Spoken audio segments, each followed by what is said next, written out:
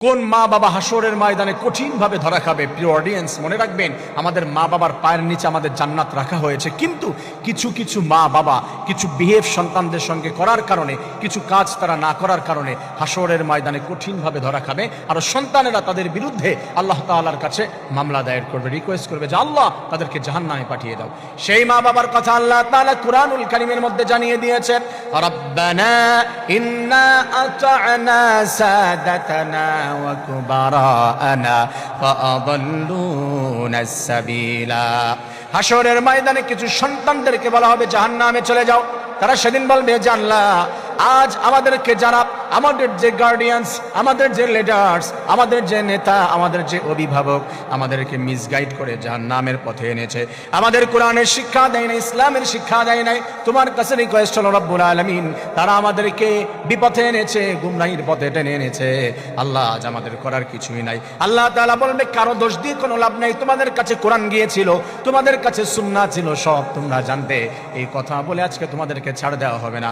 তারা সেদিন বলবে রব্বুল আলামিন, জানি আমরা, কিন্তু একটা রিকোয়েস্ট তোমার কাছে করতে চাই।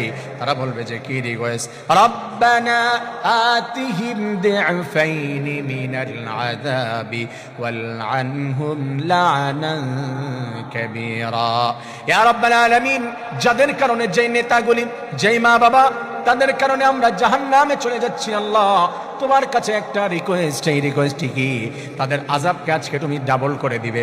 আল্লাহ তাআলা বলবেন, ইউর রিকোয়েস্ট ইজ অ্যাকসেপ্টেড। আমি আল্লাহ তোদের দরখাস্ত কবুল করে নিলাম, আর তোদের গার্ডিয়ানদেরকে আমি আযাব ডাবল করে দিব। নাউজুবিল্লাহ। যেই সন্তানদেরকে কোরআনের শিক্ষা দিতে পারে নাই, যেই সন্তানদেরকে ইসলামের পথে আনতে পারে নাই, কোরআনের ইসলামের বেসিক নলেজ গুলা দিতে পারে নাই, আল্লাহ তাআলা জানিয়ে দিয়েছেন হাসরের ময়দানে ওই মা বাবাকে 100% ধরা হবে। আল্লাহ তাআলা কুরআনুল কারীমের মধ্যে জানিয়ে দিলেন, ইয়াউমা নাদউ কুল্লা উনাসিন বিইমামিহিম।